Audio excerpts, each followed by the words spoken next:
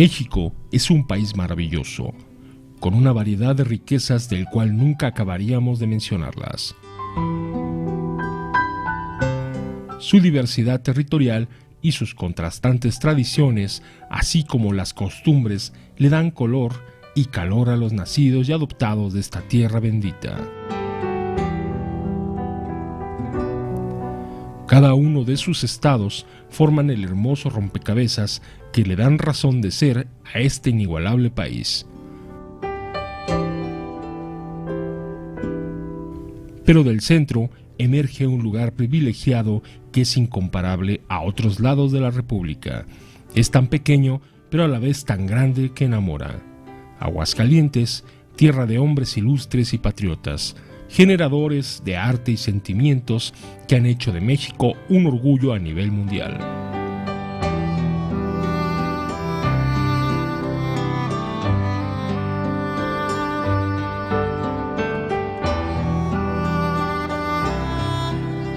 Personas de toda clase sociales e ideologías que han perfilado a la dehesa aquicalidense.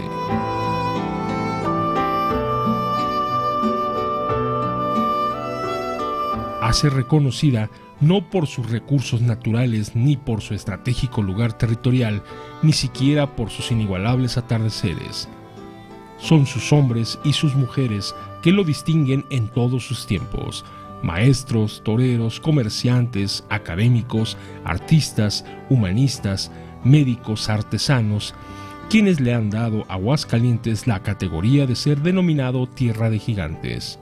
Este video hace un pequeño pero muy sentido homenaje a algunos de los que nos han hecho sentir orgullosos de ser mexicanos.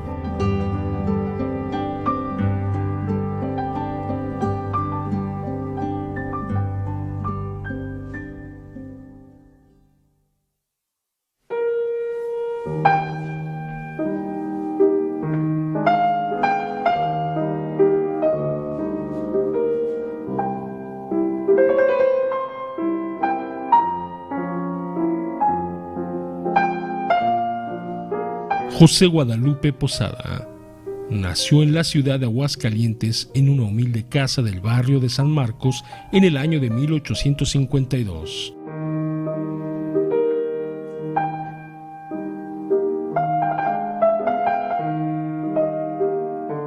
Fue pintor, grabador y caricaturista mexicano.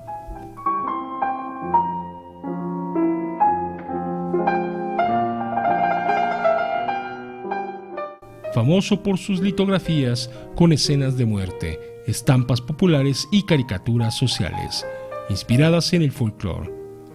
Figura destacada del panorama artístico mexicano, en efecto, la revelación de la obra de Posada confirma su gran relevancia estética y da fe de su empeño en realizar un arte propiamente mexicano. Poseía un talento natural para el grabado.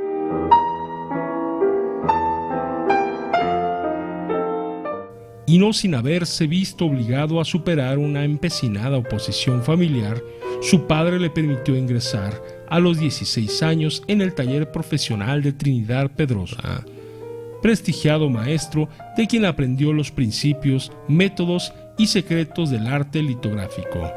En estos primeros años de aprendizaje, el joven Posada manifestó una facilidad innata para la caricatura, de tal modo que a su mentor logró introducirlo en el mundo del periodismo y de la prensa gráfica como dibujante, y logró publicar sus primeras viñetas en el periódico El Jicote, 1871.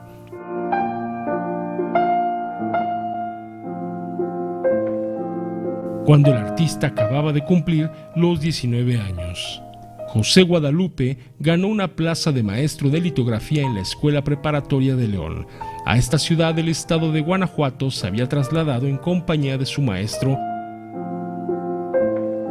Fue profesor durante 5 años, aunque compartió la actividad didáctica con lo que le gustaba en realidad, la litografía comercial, textos de anuncios y carteles y la estampación de imágenes religiosas.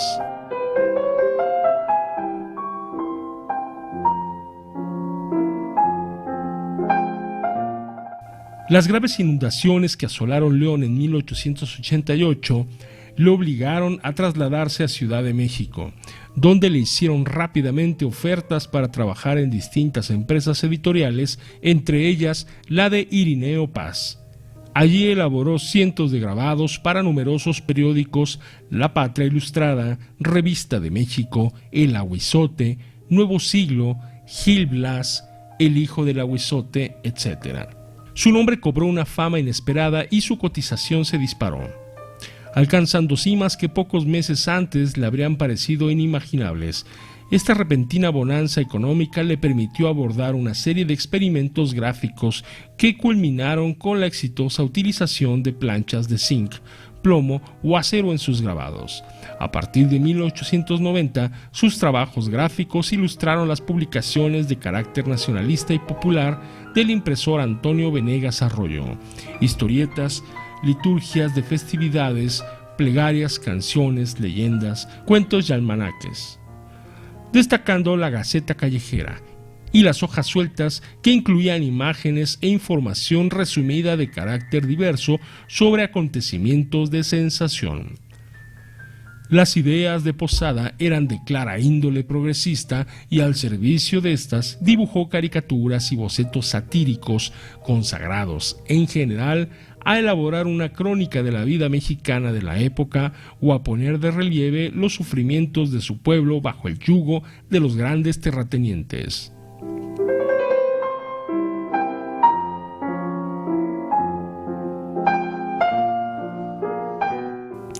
Las sátiras de los políticos más influyentes de la época le costaron la cárcel en más de una ocasión. El gran número de encargos que se amontonaban en su taller le obligó a crear una técnica nueva: el grabado al ácido en relieve, mucho más rápida.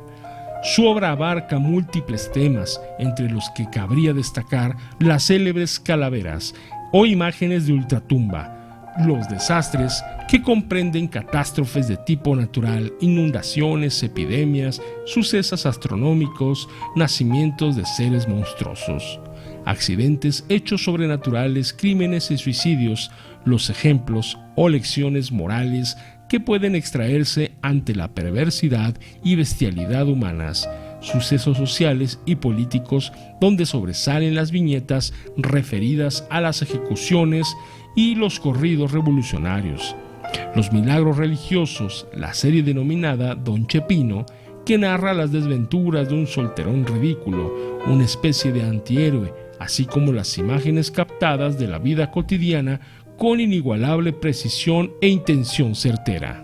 Posada fue considerado como un precursor del movimiento nacionalista en las artes plásticas por algunos de quienes lo protagonizaron: José Clemente Orozco, Diego Rivera, Francisco Díaz de León, originario también de Aguascalientes, y Leopoldo Méndez.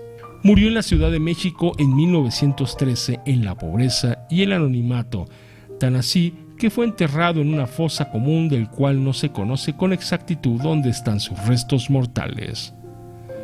En 1933, 20 años después de su muerte, fue redescubierto por el pintor Jean Charlotte, quien editó sus planchas y reveló la influencia de Posada sobre artistas de las posteriores generaciones.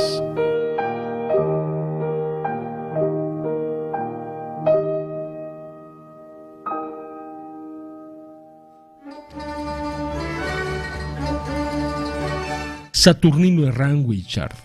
Considerado como uno de los conceptualistas del arte nacionalista en nuestro país, Saturnino Herrán nació en Aguascalientes el 9 de julio de 1887. Fue hijo del escritor y dramaturgo don José Herrán y Volado y de doña Josefa Wichard.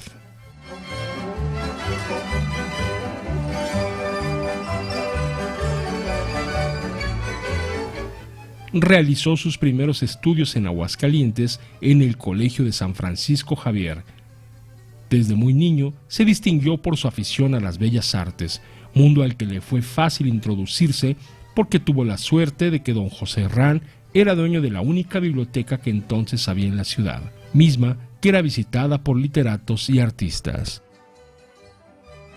En 1901 ingresó al Instituto de Ciencias de Aguascalientes para realizar sus estudios de preparatoria.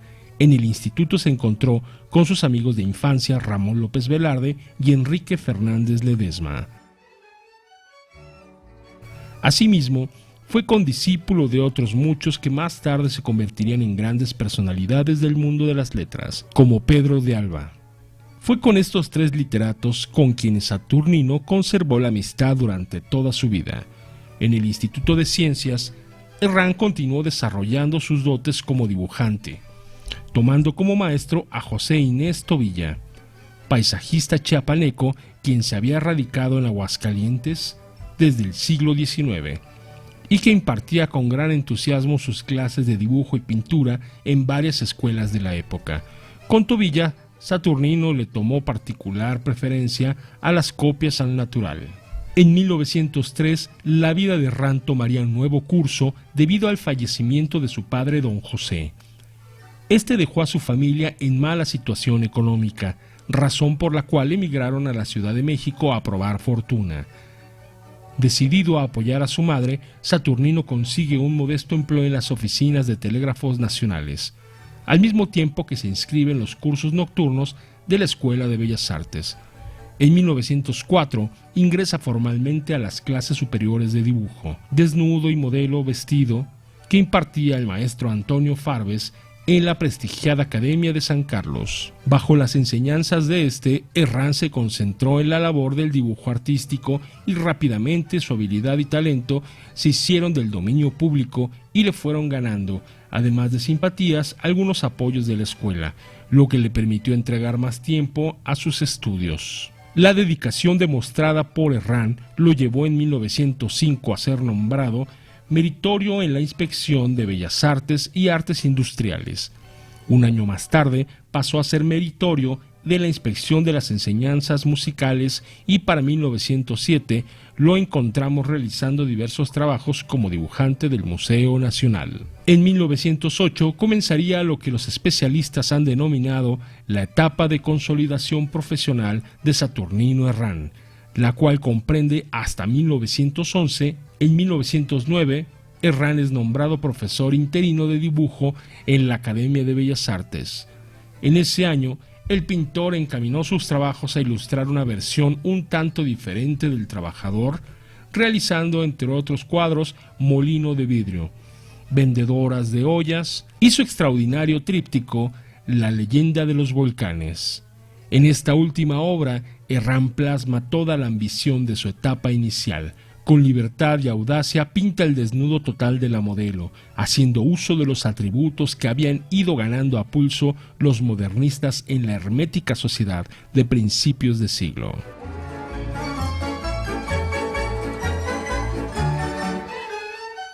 A pesar de la inestabilidad política y económica provocada por la Revolución de 1910, Herrán continuó trabajando, casi en la clandestinidad y el anonimato. Para 1914, el pintor contrae matrimonio con Rosario Arellano, de quien tendría un hijo de nombre José Francisco. En esta época, el pintor se encuentra en la mejor etapa de su producción. Fausto Ramírez, profundo conocedor de la obra de Herrán, describe así este periodo. Fascinado como todos los modernistas por el decaimiento corporal, Herrán estudió y trabajó con singular ahínco las delgadas pieles de los ancianos, transformándolos en prodigiosos poemas de la línea y el claroscuro. En 1915, la Escuela Nacional de Bellas Artes lo nombra profesor titular de la Cátedra de Dibujo al Desnudo, al tiempo que imparte clases de dibujo como maestro titular de la Escuela Nacional de Maestros. Ambos compromisos eran cumplidos por Herrán sin descuidar su producción personal, ya que de este año datan sus cuadros Erlinda y su colección de criollas. Los estudiosos del arte mexicano han calificado la obra de Saturnino Herrán como modernista costumbrista. Esto quiere decir que, a diferencia de la mayoría de los pintores de la época, Herrán adoptó como tema de sus obras las costumbres cotidianas del pueblo de México. Así, gracias a su dominio de la técnica y a su capacidad para reflejar diversos estados de ánimo, Herrán pudo describir de forma novedosa las tradiciones y formas de vida de grupos y personas que hasta entonces habían sido ignorados por diversos pintores y corrientes artísticas del periodo. A pesar de lo prematuro de su muerte, ocurrida en un hospital de la Ciudad de México el 8 de octubre de 1918, Saturnino Herrán ha llegado a ser considerado como precursor del muralismo mexicano y fuente de inspiración constante para la Escuela Mexicana de Pintura.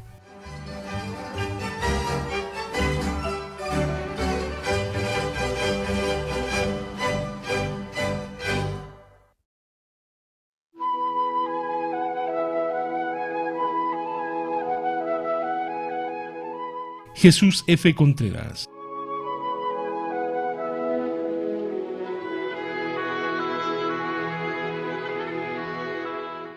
Jesús Fructuoso Contreras nació en Aguascalientes el 20 de enero de 1866. Es sin duda el escultor más representativo de México de finales del siglo XIX. Fue sobrino de José María Chávez, gobernador liberal que fue victimado por las tropas francesas durante la intervención y fundador de un importante centro artesanal llamado El Esfuerzo. Este antecedente habría de marcar al joven aspirante a escultor, quien encabezaría el florecimiento de la escultura pública y de las artes industriales en el país. Jesús ingresó a la Escuela Nacional de Bellas Artes en 1881 y fue discípulo de Miguel Noreña, quien lo invitó a participar en la fundición del monumento a Cuauhtémoc.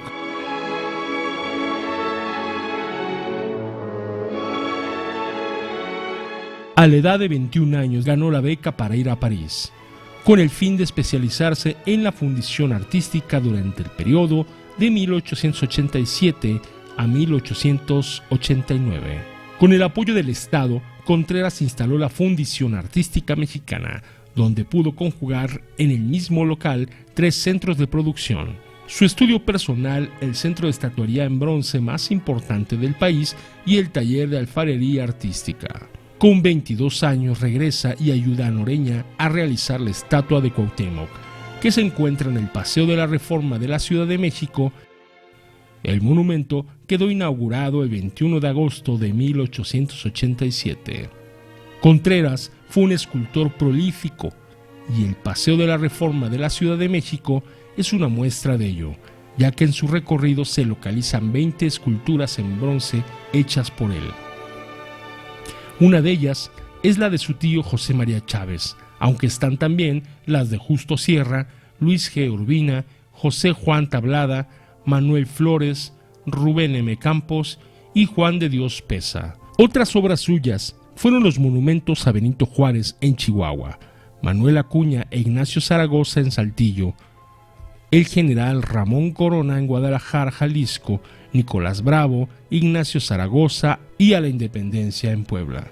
A La Paz, en Guanajuato, al general Jesús González Ortega en Zacatecas y a la corregidora Ortiz de Domínguez en la Ciudad de México.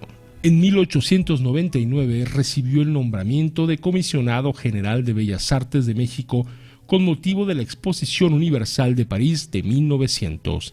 El gran jurado internacional de la exposición premió el talento del artista aguascalentense, otorgándole la medalla de bronce por sus trabajos de escultura y otra medalla de plata por su maqueta del proyecto Neo Maya.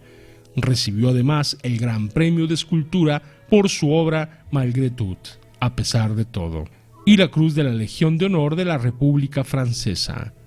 En la capital francesa, Contreras confirmó ciertos temores y sufrió la amputación de su brazo derecho a causa de un cáncer mal atendido. La tragedia no menguó su espíritu, pues siguió elaborando obras de arte de singular belleza y llenas de emoción que sin duda inundaban su espíritu. Jesús F. Contreras murió joven, a los 36 años, en la Ciudad de México el 13 de julio de 1902.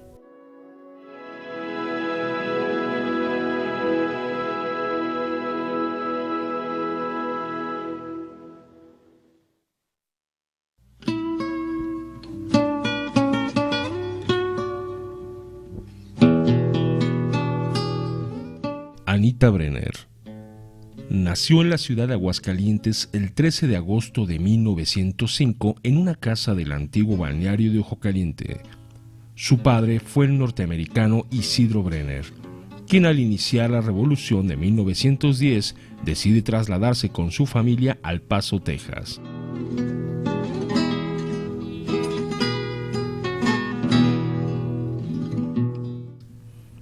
A partir de entonces, la vida de Anita Brenner transcurrió en un constante ir y venir entre México y Estados Unidos. Se doctoró en antropología en la Universidad de Columbia y fue reportera para diversas publicaciones periódicas, destacando a este respecto su trabajo en España como corresponsal de New York Times durante los años de la Guerra Civil.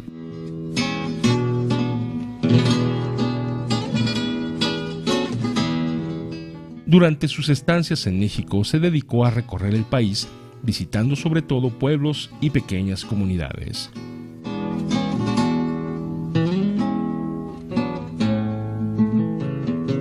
El resultado de estos viajes fue el libro Ídolos tras los altares, publicado en 1929. En este libro se habla de historia, costumbres, religión y arte de México, desde la época prehispánica hasta el siglo XX. Familiarizada con los principales rasgos de la cultura y el arte mexicanos. Se dedicó a divulgarlos en Estados Unidos y Europa. En este último continente dio a conocer el arte precolombino de México. Además, fue una de las primeras personas en llevar a Nueva York dibujos contemporáneos de José Clemente Orozco y Diego Rivera.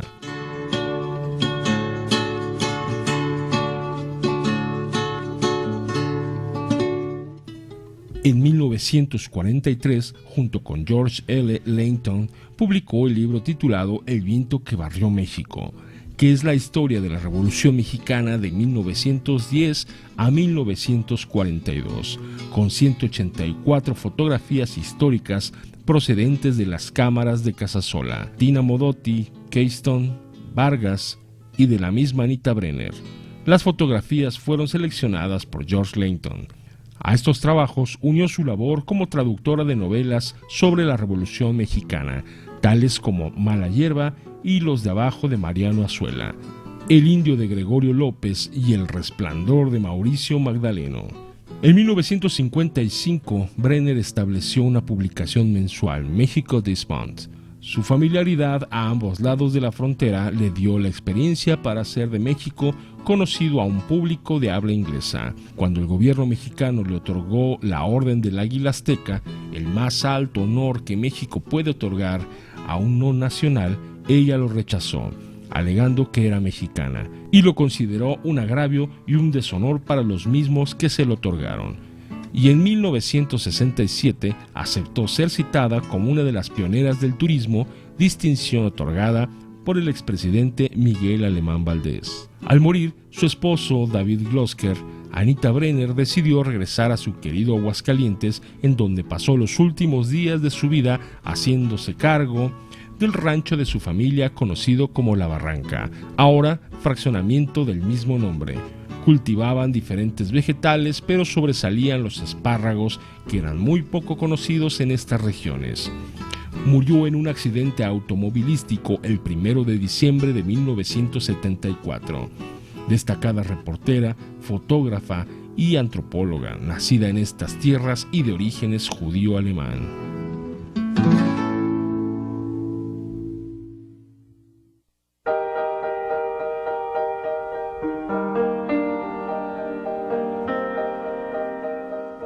Ramón López Velarde nace en la ciudad de Jerez, Zacatecas, en el año de 1888, poeta mexicano que compuso, con motivo del primer centenario de la independencia, el poema Suave Patria, que suele considerarse el poema nacional de México.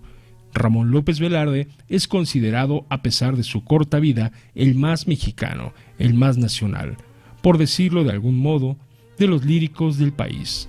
Es el poeta de la época modernista con mayor arraigo mexicano, pero un arraigo que no llega a fructificar en su espíritu renovador y mantiene en el lenguaje y el estilo una serenidad casi clásica, un carácter religioso que lo vincula con la tradición.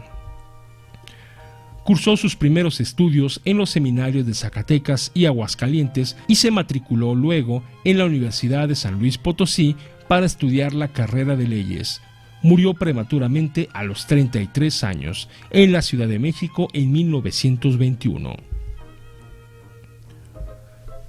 Tentado por la política como tantos otros literatos mexicanos, en 1911 se presentó a las elecciones como candidato a diputado suplente por su ciudad natal, integrado en las listas del Partido Católico.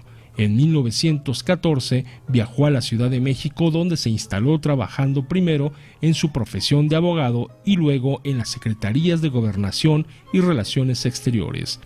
Fue también profesor de literatura. Publicó sus crónicas políticas en varios periódicos.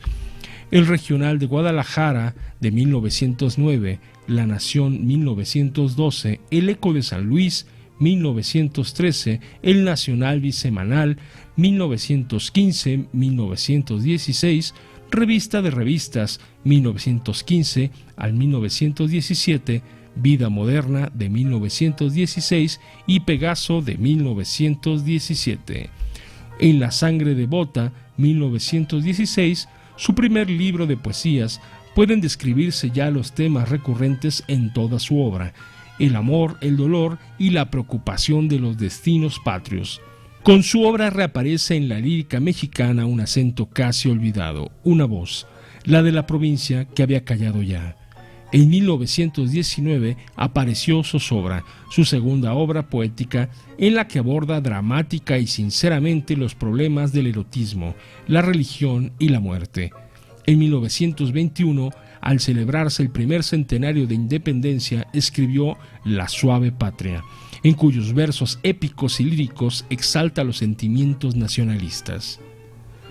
A pesar de su breve vida y su breve obra, la importancia de López Velarde y la influencia que ha ejercido en la poesía americana moderna son indiscutibles.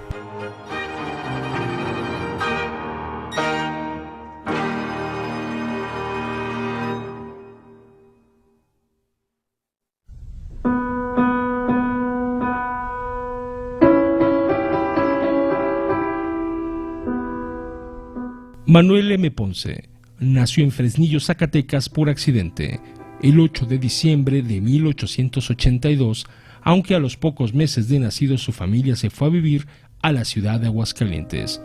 Fue el menor de 12 hijos de los señores Felipe de Jesús Ponce, tenedor de libros de la negociación minera de Proaño, una de las más importantes en esa época, y María Jesús Cuellar. Josefina, una de sus hermanas, que era pianista, se dio cuenta de la celeridad con la que Manuel aprendía y empezó a darle clases de piano. Así, a la edad de 6 años, Manuel ya ejecutaba piezas. En 1897 fue organista del Templo de San Diego de Aguascalientes. En 1900 se mudó a la Ciudad de México e ingresó al Conservatorio Nacional de Música, permaneciendo ahí hasta 1903, cuando regresó a Aguascalientes para impartir clases en la Academia de Música local y dar conciertos en varias ciudades como Guadalajara y San Luis Potosí. En 1915, Ponce viajó a La Habana, Cuba, en compañía del poeta Luis G. Urbina. Ahí impartió clases de piano y colaboró en algunos diarios de la isla, dándose cuenta de la necesidad de hacer un método que rescatara la música popular y la considerara algo valioso que se pudiera difundir por el mundo. En 1918 se casó con Clementina Maurel y ese mismo año fue nombrado director de la Orquesta Sinfónica de México.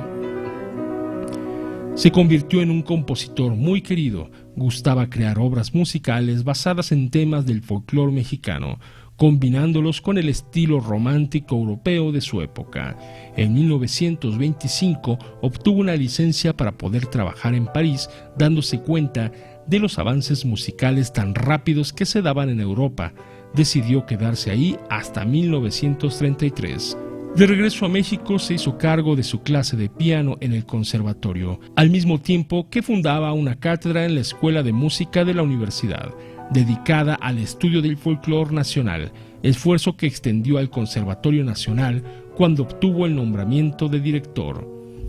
En 1945 fue nombrado director de la Escuela Nacional de Música. Manuel M. Ponce falleció el 24 de abril de 1948 en la Ciudad de México y 4 años después, el 4 de octubre de 1952, sus restos fueron depositados en la Rotonda de las Personas Ilustres del Panteón de Dolores.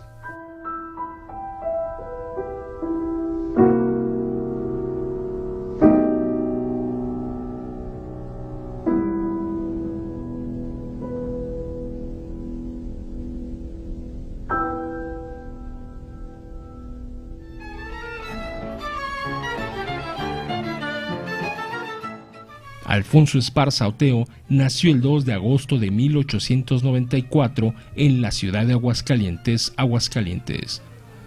Fue el segundo de los 10 hijos de los señores Luis R. Esparza y Concepción Oteo. Su padre, talentoso músico distinguido y reconocido por su versatilidad, sabía tocar varios instrumentos, se desempeñaba como director de bandas y de una escuela de música. Desde temprana edad, Alfonso muestra su inclinación por actividades relacionadas con el arte, como organizar funciones de títeres y cantar. A los 7 años mostraba haber heredado de su padre la afición por la música, y tocaba el piano ante audiencias que lo aplaudían y lo motivaban. El señor Luis Esparza recibe las primeras lecciones de solfeo y piano. Más adelante asiste a la academia del presbítero Fermín Ramírez, en donde tiene la oportunidad de instruirse con maestros como Juan María Cisneros, Arnulfo Miramontes y Manuel M. Ponce, de quienes recibe clases de piano, órgano, canto y composición respectivamente. Es el maestro Ponce a quien Alfonso reconoce como principal apoyo en su formación musical. En 1912 trabajó como pianista en el Teatro Actualidades, en donde improvisaba temas para las películas que ahí se exhibían y al mismo tiempo se desempeñaba como organista. Después de la Revolución Mexicana en 1917, Alfonso Esparza Oteo regresa a la vida artística con su primera obra musical, el Foxtrot Plenitud, escrita en la Escuela de Artes y Oficios de Aguascalientes. 2 años después, viaja a la Ciudad de México en busca del triunfo que le permitiera, además de alcanzar sus metas, apoyar a sus padres. Su único equipaje eran sus composiciones, una mente plena de inspiración y un ánimo avasallador. Ya en la capital del país consigue un empleo en la Casa Wagner, una de las más reconocidas de la época, en la que poco tiempo después es distinguido por su capacidad, sentido de responsabilidad y don de gente. Como en aquellos días no había radio ni sinfonolas, sus amigos y él se valían de medios ingeniosos para difundir su trabajo. Publica por cuenta propia las partituras de sus composiciones, entregaba personalmente sus obras a los distribuidores del interior de la República. Como inicio de este proyecto, en 1919 imprime y lanza a la venta Plenitud. Más adelante, Flores de Tentación, Estambul, La Indita Bonita y Vals Galante, entre otras. En 1920 estrena el Teatro Lírico su obra de mayor proyección internacional, Un Viejo Amor, en coautoría con el Güero Adolfo Fernández. A finales de ese año viaja a Aguascalientes por el triste fallecimiento de su padre para regresar después a la Ciudad de México, ahora con la responsabilidad económica de su madre y hermanos. En la época del gobierno del general Álvaro Obregón, 1920-1924, Alfonso Esparza Oteo se convierte en el compositor de moda en nuestro país. Gracias a ello, conoce al entonces presidente de la República, quien lo nombra director de la Orquesta Típica Presidencial, disuelta posteriormente por Plutarco Elías Calles. Por tal motivo, Alfonso forma una nueva agrupación que lleva su nombre y con la que emprende una serie de giras artísticas por toda la República, presentándose como compositor y pianista. En una de sus actuaciones en Acámbaro, Guanajuato, conoce a Blanca Torres Portillo, con quien contrae nupcias un año después.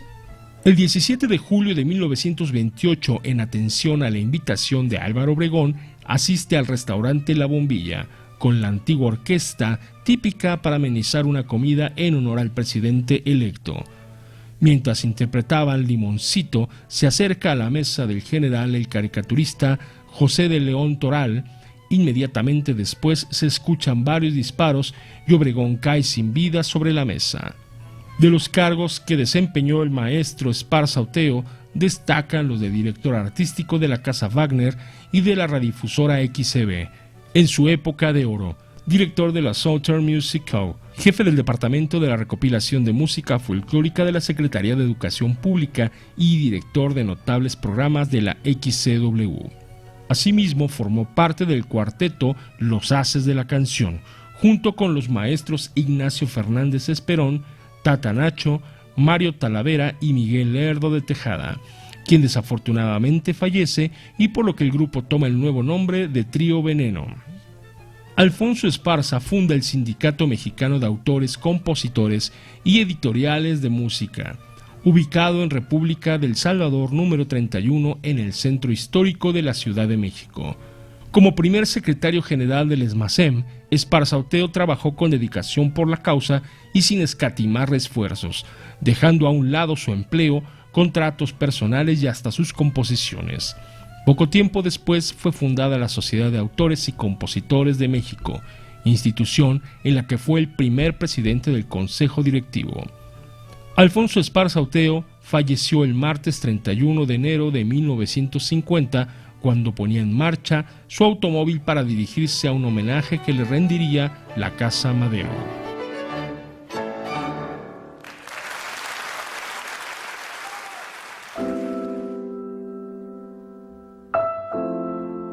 José Ruiz Esparza Vega, músico aguascalentense, nació en Jesús María, Aguascalientes, el 15 de marzo de 1900, en la casa del Ocho Badita, muy cerca de la plaza principal. Fue el segundo de los 7 hijos que tuvieron sus padres. Don Antonio Ruiz Esparza Alonso, filarmónico originario del Maguey, Valladolid, Jesús María, y doña María Concepción de la Vega Martínez, nativa de San Francisco de los Romo, Aguascalientes.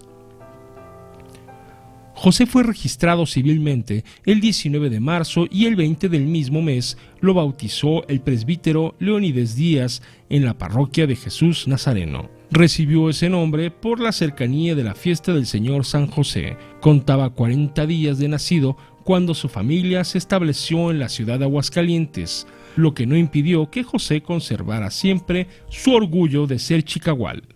Sus estudios primarios los hizo en la Escuela Libre de Instrucción Primaria, Preparatoria Normal Comercial y de Jurisprudencia, y en el Colegio Católico del Sagrado Corazón de Jesús, posteriormente llamado Colegio Alcalá. Realizó estudios particulares de inglés, principios de ingeniería mecánica, relojería y platería. Trabajó en los talleres de Ferrocarriles Nacionales de México en Aguascalientes. Fue comerciante y finalmente filarmónico. Miembro de la Asociación Católica de Jóvenes Mexicanos, desde su fundación durante la persecución religiosa, participó en 1925 en la defensa del Templo de San Marcos, por lo que fue encarcelado. Fue jefe de la propaganda en la Unión Popular y responsable del acopio y entrega de fondos y parque durante la Guerra Cristera. En 1928 huyó a la Ciudad de México ante la orden de detención y consignación emitida por Emilio Portes Gil, presidente de la República, debido a que su nombre aparecía en unas listas de gente que apoyaban el movimiento cristero. José permaneció en la capital hasta que la orden quedó sin efecto, concluyendo así su participación en dicho movimiento. Su formación en el ámbito de la música la recibió en el primer lugar de su padre, don Antonio, violinista y compositor de valses y música sacra. Posteriormente fue alumno de los maestros José Malaver y Arnulfo Miramontes. Con este último concluyó sus estudios presentando su examen profesional el 30 de julio de 1934 en el Teatro Morelos. Posteriormente en la Ciudad de México estudió durante 4 años con el maestro Luis Moctezuma. Muy joven formó parte de la Orquesta Sinfónica de Aguascalientes que dirigía don Apolonio Arias, desempeñándose de 1920 a 1924 como violín primero, mientras que su padre era el concertino. Años después, a la muerte del maestro Ricardo García, director de dicha orquesta, el profesor Edmundo Gámez Orozco, gobernador constitucional del estado, lo invitó a dirigirla, nombramiento que recibió de manos del licenciado Benito Palomino Dena, por oficio del 26 de noviembre de 1954. Como director de la Orquesta Sinfónica de Aguascalientes, se propuso dar a conocer obras sinfónicas que no se habían ejecutado anteriormente, permaneciendo en su puesto hasta la desaparición de la orquesta a fines del sexenio del profesor Enrique Olivares Santana. Contaba con 20 años de edad cuando fue nombrado organista suplente de la Catedral Basílica y 2 años después recibió la titularidad, puesto que ocupó durante 60 años. En enero de 1939 se casó con María Mercedes Ibarra Pedrosa, con quien procreó 3 hijos: José de Jesús Antonio, Cecilia Magdalena y Alfredo Gerardo. A petición del ingeniero Jesús María Rodríguez, gobernador constitucional del estado, se integró a la Academia de Bellas Artes, recién creada por él, para fundar la Escuela de Música Manuel M. Ponce y ser el director y maestro en esta disciplina. El maestro Ruiz Esparza permaneció en este puesto desde 1945 hasta 1982, llegando a ser decano del cuerpo de catedráticos de la Casa de la Cultura. Participó también en la transformación de la Escuela de Música en Centro de Estudios Musicales Manuel M. Ponce, ya con edificio propio, lugar en el que siguió impartiendo clases de piano. Durante 30 años fue maestro de piano en el Seminario Conciliar de Aguascalientes, Santa María de Guadalupe, y maestro fundador en la Escuela Diocesana de Música Sacra de 1945 a 1982. También durante 3 décadas impartió clases en el estudio de piano que se ubicaba en su domicilio particular. El maestro José Ruiz Esparza Vega perteneció a diversas organizaciones. Fue miembro de la Delegación Estatal de la UNESCO, del Seminario de Cultura Mexicana, de la Sociedad Mexicana de Geografía y Estadística, presidente del Club Amigos de la Buena Música y miembro fundador de la Asociación Artístico-Musical Enrique M. del Valle. En agosto de 1982 recibió en el Teatro Morelos, de manos del gobernador Rodolfo Landeros Gallegos, la medalla al mérito musical Manuel M. Ponce, junto con el compositor Juan S. Garrido, autor de La Pelea de Gallos, y el pianista Carlos Vázquez, alumno predilecto del heredero universal de Ponce. Durante su vida, algunas instituciones reconocieron su trabajo, entre ellas el Centro Cultural Edmundo Gámez Orozco, alumnos y exalumnos de la Escuela Diocesana de Música Sacra, el Departamento de Enseñanzas Artísticas, Sección de Música de la Casa de la Cultura, la Asociación Cultural de Aguascalientes, la Asociación Artístico-Musical Enrique M. del Valle y el Comité Diocesano de la ACJM. El maestro José Ruiz Esparza Vega falleció el 24 de noviembre de 1982 en la ciudad de Aguascalientes, víctima de complicaciones postoperatorias. Los restos del insigne músico, del generoso maestro, del valiente cristero y amoroso hijo, esposo, padre y abuelo, descansan en el Panteón de la Cruz. Aun cuando el maestro vivió la mayor parte de su vida en la ciudad capital, nunca olvidó sus raíces, de las cuales se sentía orgulloso, y con un dejo de soberbia exclamaba: «Yo soy Chicahual, ¿y qué?». En algunas ocasiones pidió que le llevaran a su pueblo y con nostalgia decía al pasar por la plaza: «Yo nací ahí, en la Ochevadita», señalando ese lugar donde ahora se le ha erigido un monumento. Su amor por la tierra donde vio la luz primera quedó plasmado en un pequeño escrito que a la letra dice: «Soy su auténtico y arraigado Chicahual». De esa risueña y embrujadora Jesús María, por eso, al beber miradas sugerentes de ojos color de dulce y divina aguamiel, mi corazón ambiciona en velosos pletóricos de exquisita, aristocrática y grata ambrosía, que lleven olvido de inquietudes y sufrimientos que han lacerado el alma con amarga hiel. Esto lo escribió en los últimos años de su vida. Nunca olvidó sus raíces, su corazón siempre añoró su terruño, el de su padre y sus ancestros que llegaron a España a fundar el maguey a principios del siglo XVIII. El maestro ha recibido algunos reconocimientos post-mortem por parte de las instituciones a las que entregó su vida. Como un homenaje a su labor musical, el Instituto Cultural de Aguascalientes le dedicó una sala de conciertos que lleva su nombre en el Centro de Estudios Musicales Manuel M. Ponce, siendo inaugurada el 24 de abril de 1986. El primer centenario de su natalicio, el Centro Cultural Casa Jesús Terán Peredo le dedicó la instalación de una ofrenda de muertos y el Centro de Estudios Musicales Manuel M. Ponce un concierto. En su primer aniversario luctuoso, la Catedral Basílica dedicó en su honor un festival de órgano.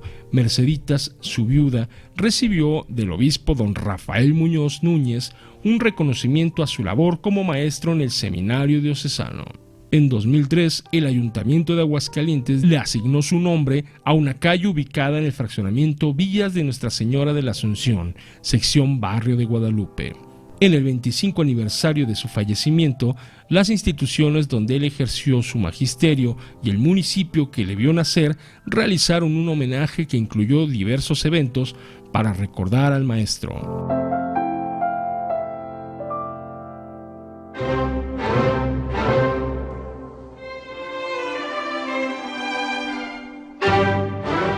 Antonio Arias Bernal, junto con Abel Quesada y Ernesto García Cabral, fue uno de los caricaturistas políticos más importantes de México durante la primera mitad del siglo XX.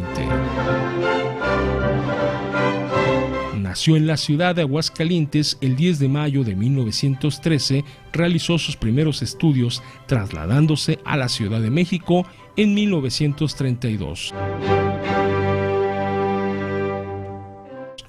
Al año siguiente ingresó a la Academia de San Carlos, en donde destacó como uno de los alumnos más brillantes. El Brigadier, uno de los seudónimos, llamado así por sus innumerables amigos. Al tiempo que estudiaba, comenzó a trabajar haciendo caricaturas para diferentes revistas como El Hogar, Vea, México al Día y Todo.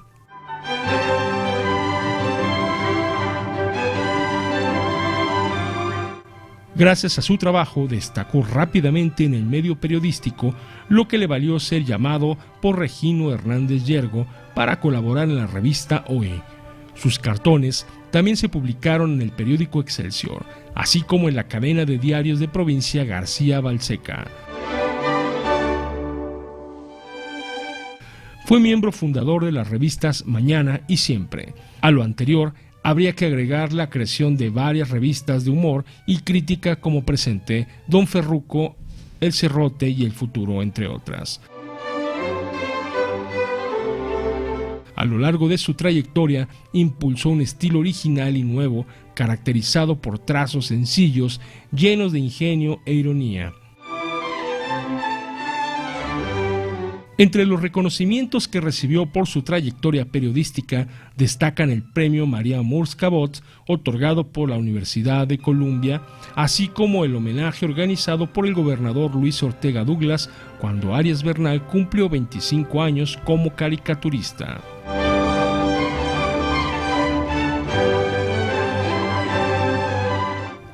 Se le recuerda como un maestro de la caricatura. Realizó portadas que recorrieron el mundo, donde publicaciones como Life of the New York Times lo consideraban un defensor de la democracia en contra de los dictadores de la Segunda Guerra Mundial.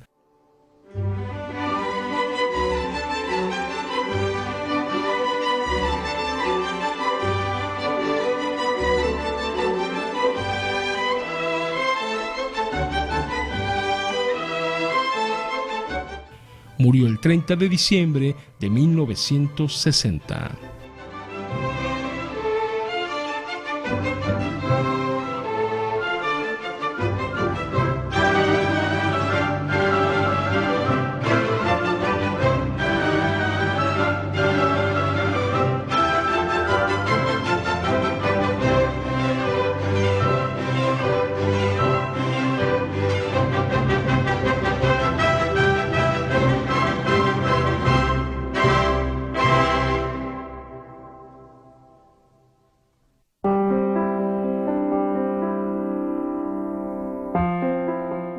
María Trinidad Martínez de la Serna nació el 1 de septiembre de 1938.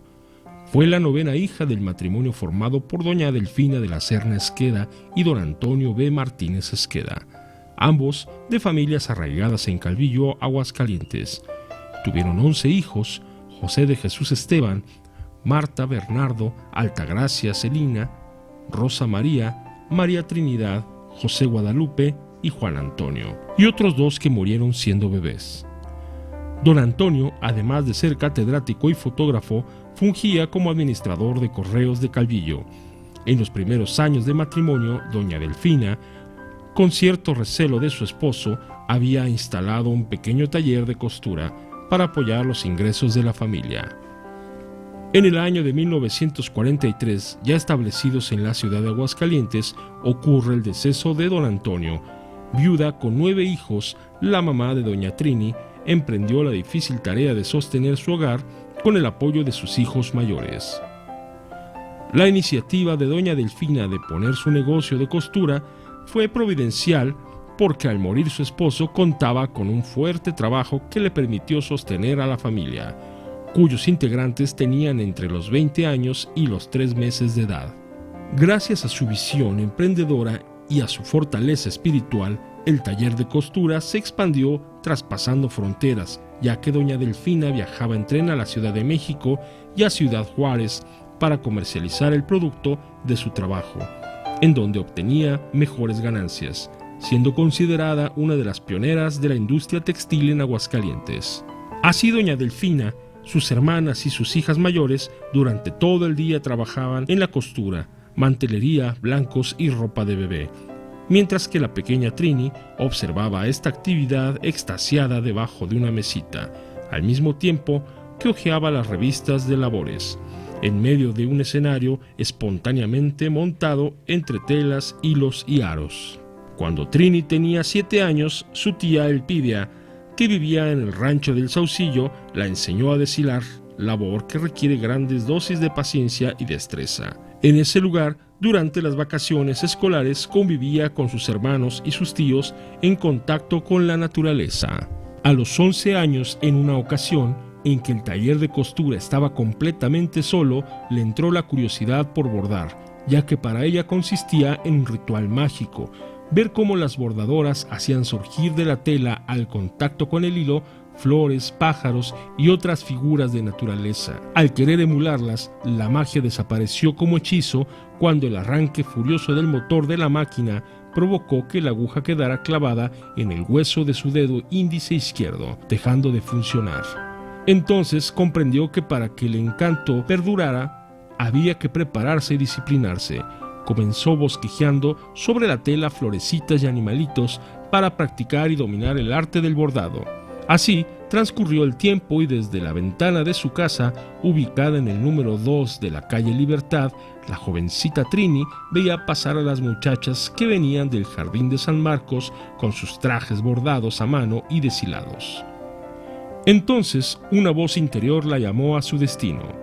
Fue en 1955, a la edad de 16 años, cuando participó por primera vez en el concurso del rebozo con un vestido confeccionado en algodón color paja, con 4 cuchillas en cada de las cuales bordó un pavo real multicolor estilizado inspirado en una laca de Michoacán. En aquella época, durante el certamen, los participantes se paseaban por el jardín y las ganadoras eran invitadas a subir al estrado. Doña Trini fue una de las elegidas y al hacerlo decidió que siempre iba a estar ahí concursando.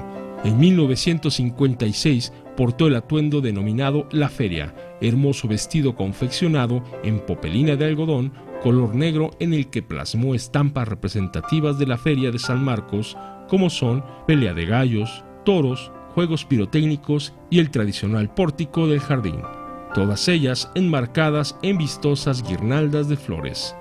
Para ella, uno de los vestidos más significativos que ha realizado es Jardín en Primavera, bordado en manta blanca con hilos en distintas tonalidades de rojo, al que en el año de 1966 el público, los organizadores y el Club 2030 otorgaron el primer lugar, de entre más de 30 atuendos, y el que durante varias décadas fue considerado el traje típico de Aguascalientes. Sería extenso seguir enumerando y describiendo cada uno de los vestidos. Lo que sí podemos afirmar es que a más de medio siglo de su hilvanar en el mundo de las telas y de los hilos, doña Trini continúa deshilando y bordando, trazando con hilos multicolores un futuro floreciente. Dibuja con pespuntes de recuerdos, paisajes coloridos a los que poco a poco va dando forma con aguja e hilo. A través de ellos expresa sus gustos y creencias. Una vez tejida la idea, irrumpe en la tela para plasmar su emoción y su compromiso con esta bella tradición de Aguascalientes.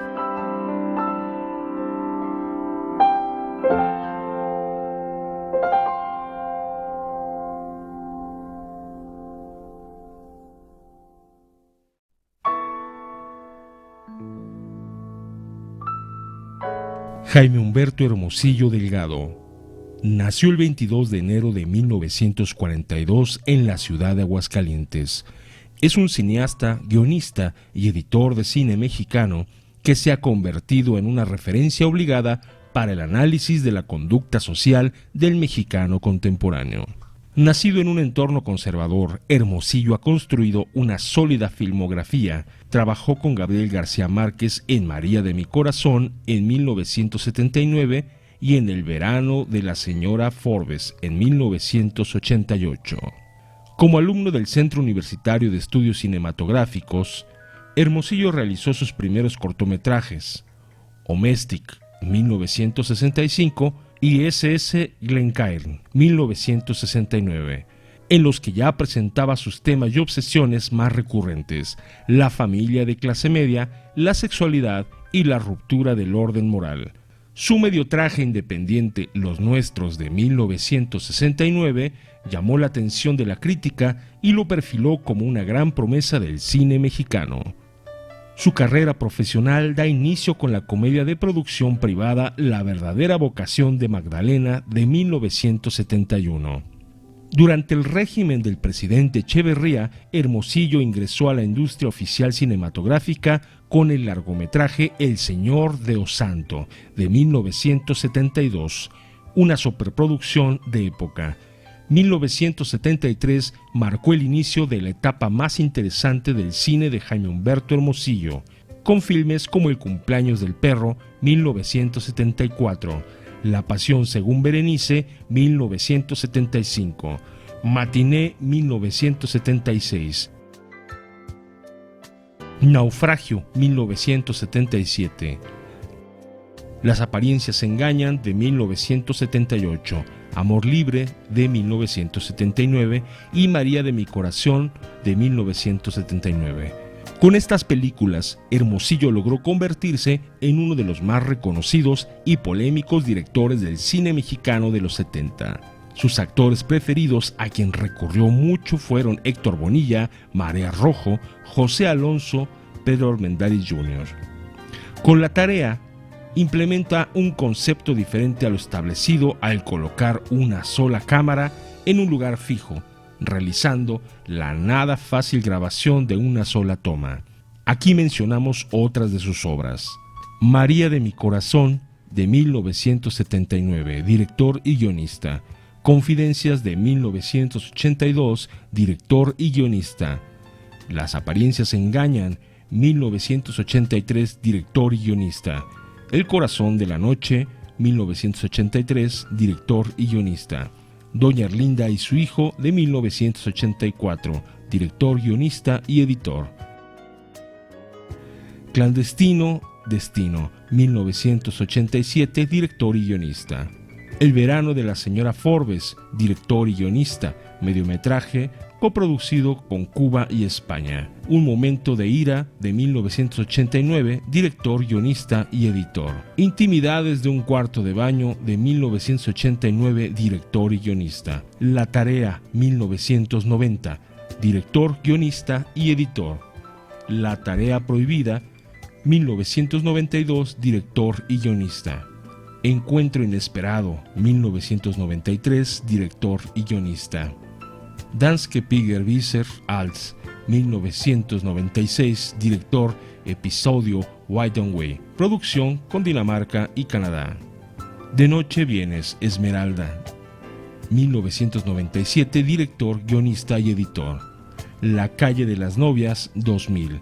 Escrito en El cuerpo de la noche, año 2000, director y guionista. Exorcismos, 2002, director y guionista. El misterio de los almendros, 2004. El mal logrado amor de Sebastián, 2004, basada en un fragmento de la novela de Luis González de Alba, Agapi Mu. Dos auroras, 2005. Rencor, de 2005 y Amor, de 2005. Juventud, de 2010, basado en la historia real de Jaime Humberto Hermosillo, ha sido multigalardonado en diferentes premios nacionales e internacionales. Hermosillo actualmente es profesor de la Escuela de Artes Audiovisuales de la Universidad de Guadalajara y recientemente ha colaborado con sus alumnos en varios filmes.